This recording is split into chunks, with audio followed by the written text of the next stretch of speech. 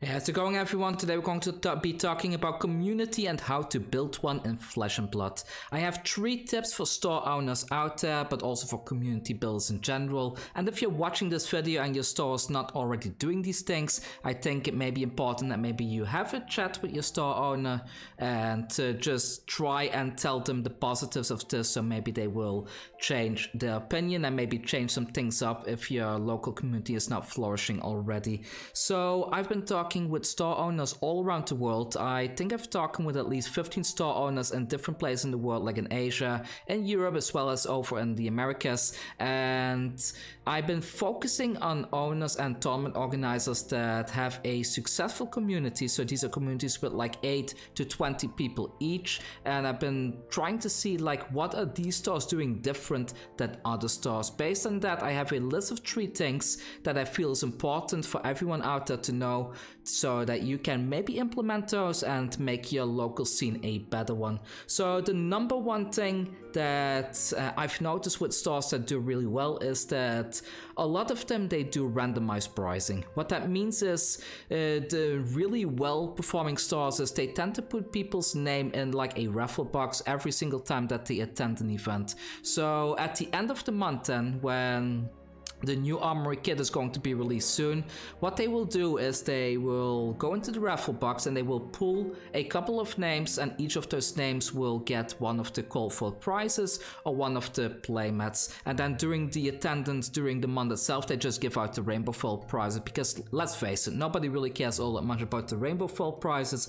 It's all about the playmats and the call fors, right? So by doing the raffle at the end of the month, it actually creates a system that people will want to go to multiple events in a month to make sure that they increase the odds of actually winning a prize at the end of it all. And on top of that, because the prizes are now random and because you get your prizes through a ticket system, a lot of players, they don't feel as competitive as they normally would, because let's face it, a lot of people, they tend to bring like these top meta decks to a casual locals, which creates a bit of a toxic environment where these newer players get completely beat up by these top tier decks when they don't even have a legendary or they don't even have the staples and stuff like that. So do your prizes randomly. It creates a much nicer environment for everyone, and it may help the newer players in general.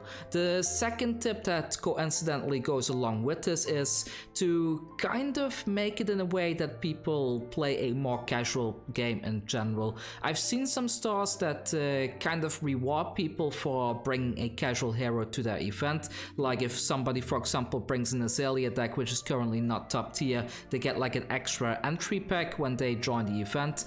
Do these little gifts, little extras for players that are trying not to chase the meta exactly and are actually playing the decks that they enjoy playing, because it makes it more fun for them to actually bring those casual decks. And since those casual decks tend to be a little bit less powered than those high meta stuff, it also gives the casual and new players a bit of a better chance to compete against that. Because let's face it, Flesh and Blood is a very competitive game, it's a very complex game, and it's a very, how to say it, like the game, it has some RNG, but I think it has a lot of consistent play patterns if you build your decks well, which is rather appealing for like these really high professional card gamers, because now they finally have a game where skill matters. But when you're up against an opponent that doesn't have those skills yet, it can be kind of a polarizing experience for them, and it may end up with them dropping the game because they don't enjoy being beaten up over and over and over.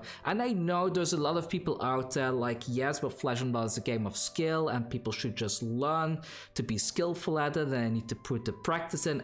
I know that's true for us, but there's also people that want to pick up Flesh and Blood as a hobby, that just want to go to a local event, to be part of a community, to play their favorite deck, and that's where the competitive level kind of plateaus for them. They don't want to go further than that. They don't want to go to PQs, RTNs, they don't want to go to skirmishes and stuff like that. They just want to have fun with the deck, and they want to also be able to win once in a while. That's just the simple way it is, there's just no way around it. So the third thing that a lot of other stores seem to be doing quite well, that is rather like among all the successful stores, I should say, is that they keep the entry fee for the events low. The best entry fee model from what I've seen is that people charge $5 or €5 if you're in Europe, and they get one entry pack, and doing so seems to be pulling in a lot more customers than stores that are charging more than that. I've seen stores that charge $5 per event. They have 20 people joining, so it's like a big armor event. Everyone is having fun.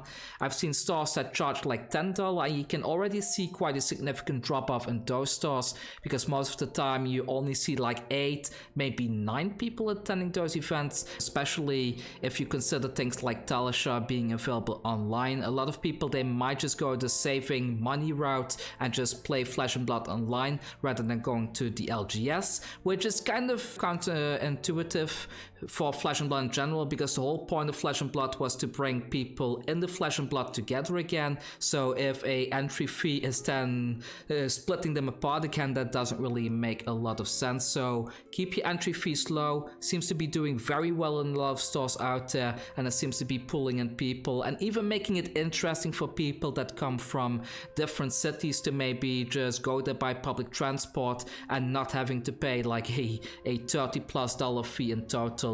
So that's my last tip. So when it comes to formats in Flesh and Blood, I think the most popular format right now for competitive Flesh and Blood is the constructed format. However, whenever I put a poll online on my YouTube channel, it seems that Blitz is still the more popular format somehow, because when I ask people like which format do you prefer, CC or Blitz, it's almost a 50-50 split. However, personally, I don't think that Blitz is a good format for casual players. I know that it has kind of become the go-to format for casual players in general, but because players get dumped straight into the endgame state of Flesh and Blood, they start at a much lower life total, and the intellect total is still the same for all the heroes. It becomes very difficult for people to actually hold the ground against the skilled players in general. Another format that does relatively well is Commoner. Commoner is a little bit more spiky because there are more 2 blocks in those decks in general, and there are a couple of combos that might even be stronger than the Blitz format, because those combos are banned in Blitz but they're not banned in Commoner. But it's very accessible. Everyone can have decks at the same level, and when you pit people against each other after they've been practicing for a while and they learn their play patterns, at least they can feel that it's not that they are missing cards that's causing them to lose, because the cards are cheap, accessible, they can play the format easily, and they might be more motivated and more willing to actually learn proper Flesh and Blood instead of simply giving up. Draft is also a great format, maybe not for those really new players because they don't really know how to build the decks yet, but I found like if you play Draft and you give people a little bit of a guide, like okay, for example let's say in Uprising, when you tell people like, you can build a fight deck and just make sure you have 11 blues, try to get like 16 red cards and just put a couple of Phoenix Flames in your deck and you're done.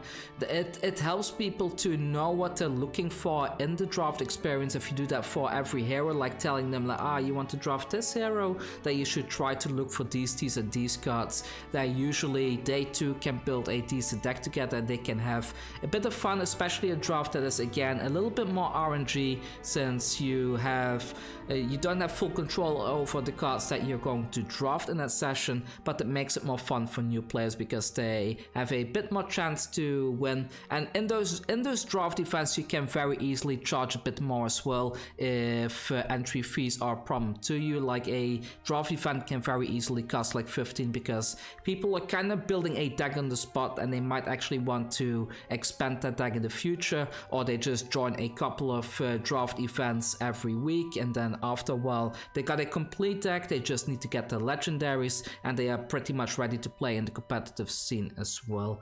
Anyways, that's all from me for today. If you enjoy my content, please don't forget to hit that subscribe button, hit the thumbs up button, and if you want to support me financially, I have a couple of plans available on my Patreon as well, where I have deck lists, coaching, and even deck help in general available. level depending on the amount you are willing to support. And if not, there's also the join button here on YouTube that has some lower tiers available. And that's pretty much all for me for today. I hope this video was useful to you. I hope everyone will be able to build a very nice community. If you have questions or you have difficulties within your community, feel free to leave a comment down below. If you have something in your community that works quite well that I didn't share in this video, also leave it in the comments down below so other people can read it. And if there's something in particular that I feel is very smart or interesting to build a community in general, I will even pin it so other people can read it more easily.